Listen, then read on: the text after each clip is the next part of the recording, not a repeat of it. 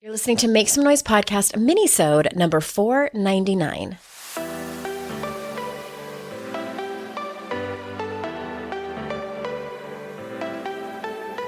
Welcome to Make Some Noise podcast, your guide for strategies, tools, and insight to empower yourself.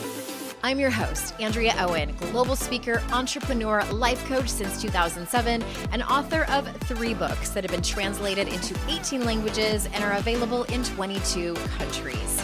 Each week, I'll bring you a guest or a lesson that will help you maximize unshakable confidence, master resilience, and make some noise in your life. You ready? Let's go. Hi, everyone. Welcome to another episode of the podcast. I am so glad that you're here. I'm feeling a little bit under the weather, so my apologies in advance if my voice sounds weird or if I'm kind of can't, complete a sentence and all of those things, which is hard for me even when I'm just having a normal, feeling great day. So I hope I don't have COVID again. Let's just hope for that. And I hope that today you are feeling amazing. And I hope that 2023, as always, I hope it's your best year yet. Remember when we said that in 2020? I probably said that and we were sure in for it. But a few years have passed and I hope that you're leaving behind some of the anxieties and some of the anguish that you may have been feeling over the last handful of years. And I wanted to come on here in this very first minisode of 2023 and talk to you about a very simple New Year's ritual that I like to do. And this is best for those of you who might feel a little overwhelmed with all the different New Year, New You rituals and things that you should be doing, et cetera, et cetera, et cetera. Or maybe those of you who love to do all of the things. You're like, bring it on. Bring me all of the worksheets, all of the planners, all of the rituals. I want to do it all. It's really for anyone. And I was talking about this on my personal Facebook profile. If it's funny. It's like one of my my daughter's friend's moms commented on this, and she's like, "I didn't know this was a thing." Okay, so if you travel in these parts, and by these parts I mean the circles of personal development, you might see that a lot of people love to choose their word of the year. Just the one. I've tried this before. And I don't know if it's my ADHD. I don't know if it's just for my personality or what. A, I have a hard time remembering what my word is. But B, it feels very confined to focus on one word. I feel like I need to pick 7 and also change my mind on those 7 throughout the year. But I posted this on Facebook and my daughter's friend's mom was like, I've never even heard of this. And I'm like, oh yeah, there's people who don't know, who don't travel in these circles and don't know what kind of the popular thing to do is. And that's one that I see the most probably of rituals to do. I love reading other people's words. I love seeing how excited people get in the process of picking the word, of reflecting on the year before and how their word showed up for them or didn't show up for them or whatever. The reflections. I love it. I love it all. Bring it on. I love, love, love it. However, it's not for me. And I was posting just saying, hey, if you don't do it, or if you pick a word and you're gung-ho on it and then 2 weeks later you forget, like getting a gym membership and then you don't ever go back to the gym, don't beat yourself up over it. Let's just let it go. It's just maybe not for you. Maybe you're on Team Andrea and it's not for you. But that is definitely one way to do it. You pick a word, it might be ignite or elevate or rest. I like that one. Or self-care. What are some other ones that I've read? Create, pleasure is another one. And you can interpret it however you want. And then you can also pick and choose how you want to make that word relevant and support you throughout the year. So the possibilities are endless. That's another reason I really like it for other people. But here's what I did. And if you haven't done any ritual yet, or if you're listening to this later in the year, it doesn't matter if it's not the new year. But I like to do this, whether it's a new year starting, or I actually did this on Winter Solstice. I believe it was December 21st. And if you've been listening to my podcast for any length of time, you might know how much I love spring. When spring starts, that feels like the new year to me. That's when I'll probably do this or something similar. Okay, it's very simple. You get 2 pieces of paper, and it doesn't matter what size they are, just big enough for you to be able to write something, maybe a few sentences on it. Notebook paper works perfectly fine. And on one piece of paper, you're going to write the things that you are letting go of. Okay. This is like personal development 101. Write the things that you're letting go of. Maybe you are letting go of not betting on yourself. Maybe you are letting go of abandoning yourself. Maybe you're letting go of old beliefs about yourself. Maybe you're letting go of the notion that you have to do it all, or that you have to do it right. Whatever it is, you sit with that for a little while. And even if it's just one thing, or maybe you have a list of 10 things, however it works for you. All right. So you write those things down, or that thing down on the piece of paper.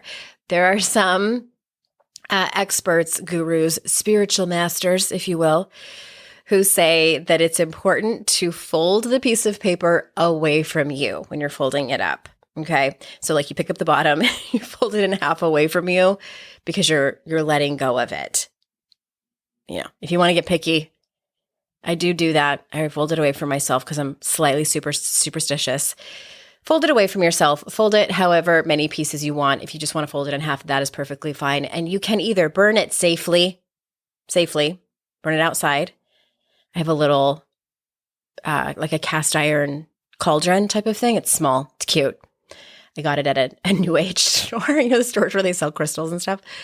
Burn it in that, or you can flush it down the toilet. You can get rid of it however you want, even if you want to just rip it up into a lot of pieces and put it in the recycling. It's totally up to you. I like to burn it. I like to watch the flames and really imagine myself letting go of those things that I had written on that piece of paper. And then you get your other piece of paper and you write down what you want for this new year, for this new season, for this new chapter in your life, whatever it is. Maybe you want to have patience for whatever the next step is in your life. I love keeping it vague like that. I love keeping it open because then I don't feel tied to very specific things. So specific might sound like that you want to make X amount of dollars in Q1 from your Etsy shop or something like that. That's very specific. So I might translate that and say something like, I want to make exactly the amount of money that it is that I need for a European vacation. And I'm open to however that money comes into my life. Because you might get an inheritance. The IRS might call and say, hey, we owe you money. You just never know where the money is coming from. All right. You might want to find the right expert or medical doctor for these physical ailments that have been bothering you over the last handful of months. Maybe you want to call into your life the courage to take action on the steps that you know that you need to take. Maybe you are wanting to call in the next success in your career. So you see how I kind of keep it open-ended? I'm like, however it wants to come into my life. That's how I do it. And I also put the date on it.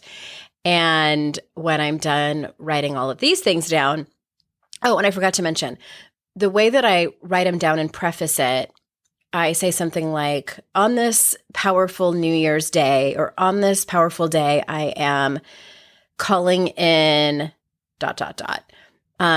When I did this on Winter Solstice, I said something like, on this powerful Winter Solstice day, I am welcoming X, Y, and Z. I am inviting, millions of people to read my next book or whatever it is. So when you're done with that, you fold it, guess what? Towards yourself. Fold it towards yourself. And there are different things that you can do with this piece of paper. I like to put it under my pillow for one night and then put it somewhere. I usually slip it in between books or something like that. I like finding them years later. That's why I put the date on it. You can hang it up somewhere if you want. You can laminate it. You could make it into a poster. You can tattoo it on your body, really whatever it is that you want. But again, fold it towards yourself however many times that you want. I like to sleep with it under my pillow for one night. Quick tip on that, slip it in your pillowcase. Because I've had it happen before where it fell back behind my bed. And that was just discouraging. I was like, is the universe trying to tell me something? It's just nope, out of your reach. It's not happening. It was kind of sad. So slip it in your pillowcase and underneath. It's an easy way to keep it from sliding all over the place. And then do with it as you want. So again, that's just a simple New Year's ritual that you can do. If nothing else, it brings you clarity on what it is that you want in your life. Because as I've said so many times here on the show, we can get stuck. Me too. Get stuck focusing on the things that we don't want, focusing on the problems, complaining about the circumstances in our life that we don't like, that we don't want. And that, feels like shit. So this is a way to get us thinking about and focusing on the things that we do want. It's not to, this isn't toxic positivity, just pretend like the other things don't exist, but it's an exercise. We're creating those new neural pathways to create thoughts that focus on the things that we do want, the things that are coming into our life that we're going to welcome in with open arms, that are positive, that bring us joy, and that you deserve. All right. I'm so glad that you're here. I'm so glad that you have finished this podcast episode with me. And if you're thinking about taking action on some of the things in your life that you've been thinking about as you've been listening to this and maybe want some extra support, hit me up at andreaowen.com/coaching and you can read about different ways to work with me and fill out an application and see if we're a great fit. All right, everyone. Thank you so much. We are finishing up the women's health theme and headed into the recovery theme. And I just want to say really quick about that. I am positioning these interviews to not just talk about recovery for recovery's sake in terms of people with addictions. Yes, we will touch on that for sure. But I wanted to make sure that everyone is welcome into these conversations and we're all recovering from something. And the people that I'm bringing on are going to be talking about their everyday life, like how they manage their negative thoughts, how they manage not falling into behaviors that do not serve them. So I really hope you stick around for that theme coming up. And remember, it's our life's journey to make ourselves better humans and our life's responsibility to make the world a better place. Bye for now. Hey, did you know there's free secret podcast episodes waiting for you that are not part of my regular podcast feed? Yes, andreaowen.com/free. And you just sign up. You get a link sent to you. It's very secret. It's like a secret club. We don't have a secret handshake. Don't worry about that. But it's these motivating podcast episodes that I made for you. They're under 20 minutes each. There's 3 of them. They're for wherever you are in your life. So head on over there and grab them. They range from really supporting you and seeing you where you are and being compassionate, all the way to giving you a giant kick in your ass and telling you how amazing and gorgeous and phenomenal you are. So andreaowen.com/free and get your hands on that free podcast feed.